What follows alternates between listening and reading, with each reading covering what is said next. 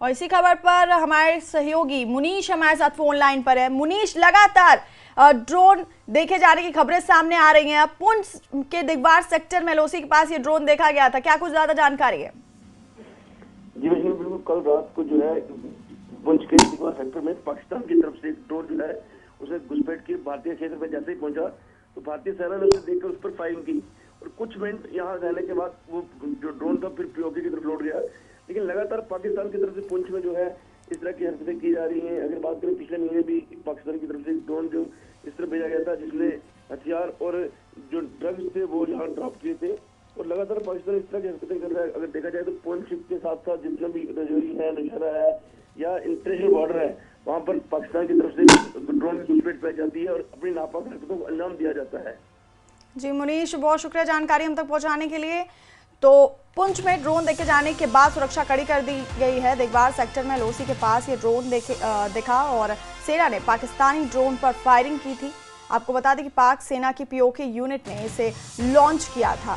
तो पुंछ के दिगवार सेक्टर से बड़ी खबर आप तक पहुंचा रहे हैं, जहां लोसी के पास ये ड्रोन देखा गया जिस पर सेना ने फायरिंग की थी और इसके बाद से ही सुरक्षा व्यवस्था बिल्कुल कड़ी कर दी गई है।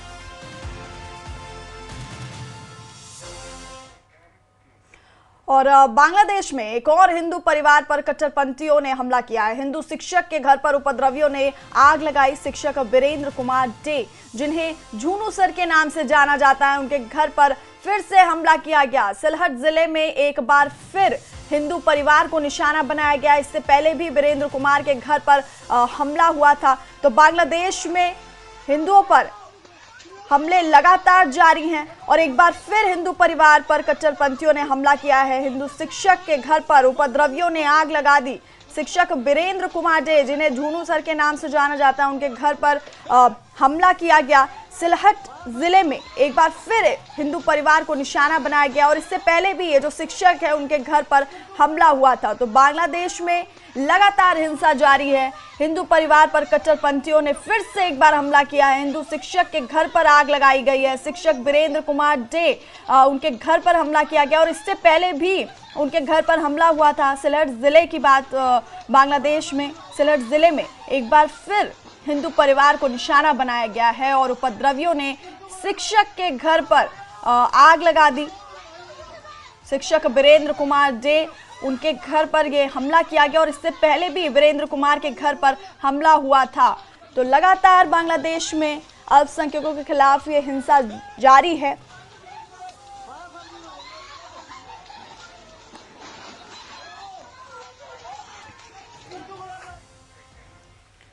और लश्कर कमांडर अब्दुल रऊफ का कबूलनामा सामने आया है। ऑपरेशन सिंदूर पर अब्दुल रऊफ का कबूलनामा सामने आया है। मुरीद के कैंप पर जोरदार हमला हुआ था।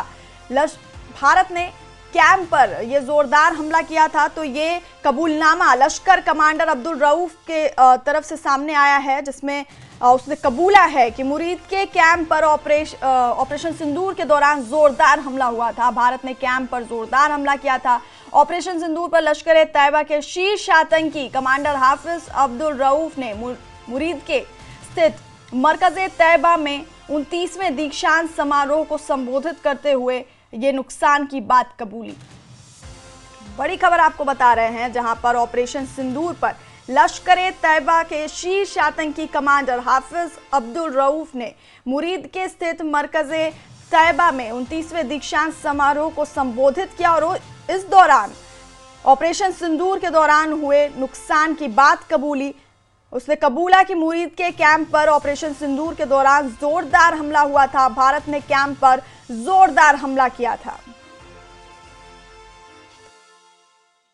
ये बच्चे यहां नहीं थे, अल्लाह ताला ने इस मुरीद के में 6 और 7 मई को जो हुआ, ये मस्जिद आज जहां हम नहीं बैठ सके वो खत्म हो गई, गिर गई। बहुत बड़ा हमला था, अल्लाह ताला ने बचा लिया, हिफाजत की। ये बच्चे यहां नहीं थे, अल्लाह ताला ने ये बच्चे यहां रहना चाहते थे और इनके खैर खा क्या चाहते थे, इनको यहां से ले जाएं। वो हालात से बाखबर थे।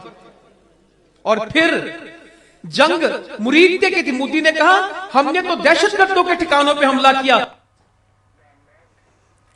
और दिल्ली ब्लास्ट के आरोपियों की आज जो पेशी होगी, आरोपियों को एनआईए कोर्ट में पेश किया जाएगा। आरोपी डॉक्टर मुजम्मिल गनी, आदिल राठर, शाहिना सईद, जासिर बिलाल उर्फ दानिश और मुफ्ती इमरान की 3 दिन की एनआईए रिमांड की अवधि खत्म होने के बाद कोर्ट में आज इन्हें पेश किया जाएगा।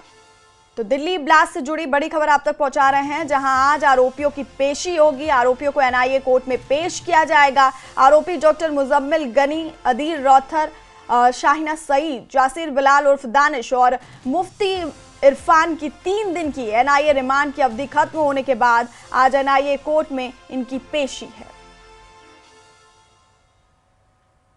दिल्ली ब्लास्ट के आरोपियों की आज एनआईए कोर्ट में पेशी है। आरोपी डॉक्टर मुजम्मिल गनी, आदिल राठर, शाहिना सईद, जासिर बिलाल उर्फ दानिश और मुफ्ती इरफान की 3 दिन की एनआईए रिमांड की अवधि खत्म होने के बाद आज एनआईए कोर्ट में इन्हें पेश किया जाएगा।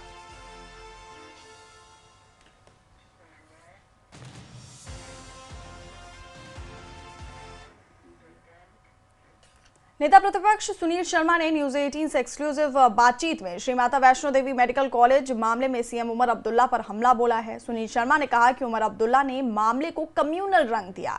यहां सुनील शर्मा ने नेशनल लॉ यूनिवर्सिटी मामले में भी सीएम उमर अब्दुल्ला पर सवाल उठाए।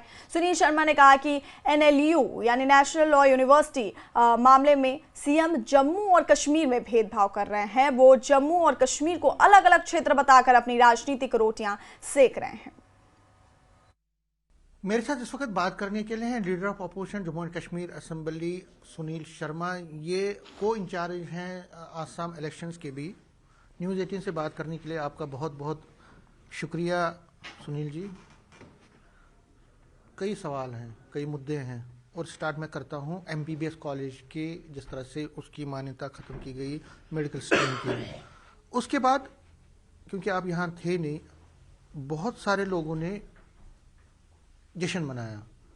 तो जो अपोजिशन लीडर्स हैं उन्होंने कटाक्ष किया, सीएम भी उसमें थे। बहुत सारे लोगों ने कहा कि ये पहली बार हो रहा है कि मेडिकल कॉलेज की मान्यता ख़त्म की गई, एक तरह से क्लोज किया गया, उस पर जश्न मन रहा है। बाकी जगहों पे तो ऐसा होता है कि मेडिकल कॉलेज खुलता है तो जश्न मनाया जाता है। यहाँ उल्टा हो रहा है, यहाँ बंद होके एक तरह से जम्मू के साथ जो गलत हुआ है उसके लिए जश्न मनाया जा रहा है।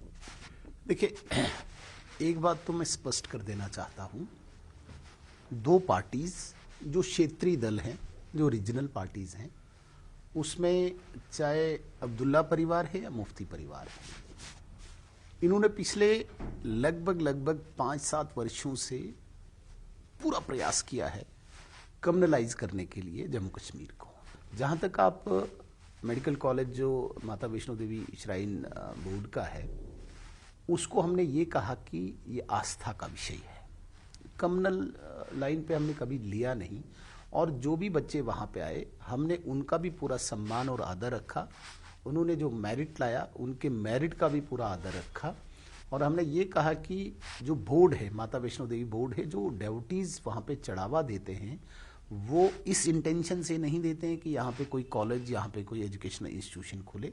वो धर्म के प्रचार, प्रसार, विस्तार, सशक्तिकरण के लिए देते हैं। तो माता वैष्णो देवी श्राइन बोर्ड का पहला जो कर्तव्य बनता है, ड्यूटी बनती है, वो धार्मिक, कोई गुरुकुल हो, कोई रिसर्च सेंटर हो, वेदास पे हो, शास्त्र पे हो, पुराण पे हो, इन चीज़ों को वहाँ पे बढ़ावा दे, न कि वहाँ पे मेडिकल कॉलेज खोले जाए। तो वो जितने भी डेवोटीज थे अक्रॉस कंट्री, सबकी यही मान्यता थी कि यहाँ पे कोई इस प्रकार के इंस्टीट्यूशन हो जिससे सनातन या माता वैष्णो देवी के विषय में कोई न कोई इंस्टीट्यूशन, कोई न कोई संस्था खुले। वो विरोध था। इसमें कतई भी हमने इस लाइन पे कभी नहीं सोचा कि कम्युनल लाइन पे हो। लेकिन उमर अब्दुल्ला साहब ने डे 1 से पूरी कोशिश की इसको एक कम्युनल रंगत दी जाए।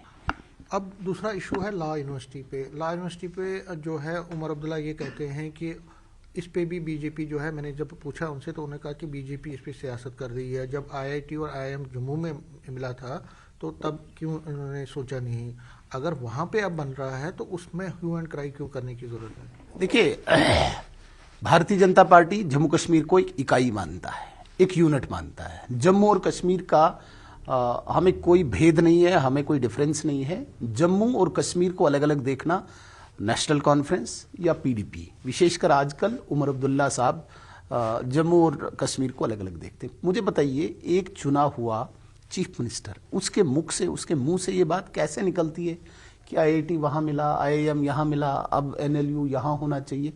क्या मुख्यमंत्री के मुख से ऐसी बातें शोभा देती हैं? मुझे बड़ा तज्जुब होता है। जम्मू को अलग देखना, कश्मीर को अलग देखना। आप सिर्फ कश्मीर के चीफ मिनिस्टर हो, आपको सिर्फ कश्मीर चलाना है। जम्मू कश्मीर एक इकाई है, एक यूनिट है। इसमें अलग अलग सब यूनिट्स, डिस्ट्रिक्ट्स हो सकती हैं। इसमें रीजन्स सब यूनिट नहीं हो सकते हैं, डिस्ट्रिक्ट्स हो सकते हैं। ये बोल सकते हैं हम कि भाई ये नेशनल लॉ यूनिवर्सिटी उधमपुर में खुले, कठवा में खुले, बडगाम में खुले, किश्तवाड़ में खुले, पुंछ में खुले, एक सब यूनिट जहां पे वो डिसाइड करते हैं। लेकिन पहले दिन डे 1 इस इंटेंशन से बोलना कि भाई जम्मू में आईआईटी खुला है और आईआईएम खुला है और एनएलयू अब यहाँ की बारी है, आप रीजन्स में बांटना चाहते हो। मैंने पहले ही कहा कि इन दोनों परिवारों ने पूरी कोशिश की है। और कल भी मुख्यमंत्री उमर अब्दुल्ला साहब का मैं स्टेटमेंट जब सुन रहा था तो मुझे बड़ा तज्जुब हुआ, मैं अचंभित हुआ, मैं बड़ा शॉक्ड हुआ कि एक मुख्यमंत्री रीजन्स में अपनी इस यूनिट को, अपने स्टेट को बांटते हैं। ये दुर्भाग्य है, ये बड़ी बदकिस्मती है। वैसे भी मुझे याद है जब सेशन चल रहा था और बडगाम का चुनाव बिल्कुल सर पे था, तो जज्बात में आके, जिस प्रकार से मुख्यमंत्री जज्बात में आ जाते हैं, उन्हें उस वक्त याद नहीं रहता कि मैंने बोलना क्या है, क्या ये हो भी पाएगा, नहीं हो पाएगा। उनने जज्बात में कह दिया 200 यूनिट बिजली दे दूंगा, सेशन दूसरा आ गया, बिजली नहीं मिली, वो जज्बात में बोला था। और एक मुझे लगता है कि अब्दुल्ला परिवार को एक इंजेक्शन बचपन में ही किया जाता है कि इनको झूठ बोलना है, और वो इंजेक्शन इसको भी हो चुका है, क्योंकि झूठ तो बोलना है।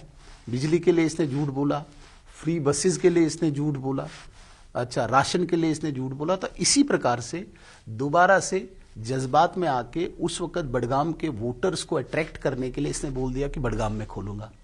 अब ये खुद भी परेशान है। ऐसा नहीं है कि बडगाम वो उसने सच में बोल दिया, वहां पे भी झूठ बोल दिया वोटर्स को अट्रैक्ट करने के लिए। तो जो चीज अभी है ही नहीं कहीं पे, तो उसको हम एक लड़ाई का एक मरकज बना दें, ये बहुत गलत बात है। हम ही लोग हैं, हमारी बातों से रीजन्स डिवाइड होते हैं, हम ही लोगों की बातों से आपस में लड़ाई पैदा होती है, इंतशार पैदा होता है, और हमें बड़ा सोच समझ के बात करनी चाहिए। जज्बात में आके उसने कह दिया बडगाम में, और उसके बाद अब ये जस्टिफाई कर रहा है कि भाई आईआईटी और आईआईएम यहां पे है। मेरा ऐसा मानना है, भारतीय जनता पार्टी का जो हमारा बिलीफ है, हम ये मानते हैं कि पीओजेके भी हमारा अंग है, हमारा हिस्सा है। सिर्फ कश्मीर का आखिरी कोना टीटवाल ही नहीं है, ये पूरी इकाई एक भारत का एक अटूट अंग है। तो इस इकाई को एक यूनिट मान के एनएलयू जहां पे डिसाइड करना हो, लेकिन रीजन में ना हम इसको बांटें कि भाई 2 रीजन्स हैं। रीजन नहीं, ये हमारा है। मेरा जितना क्या कहते हैं जम्मू का कोई जिला है, वैसा ही मेरा पूरा अधिकार कश्मीर के जिले पे है। वो हम किसी को थोड़ी सौंप रहे हैं कि नहीं ये तुम्हारा है तो ये हमारा है, ये सारा हमारा ही है। लेकिन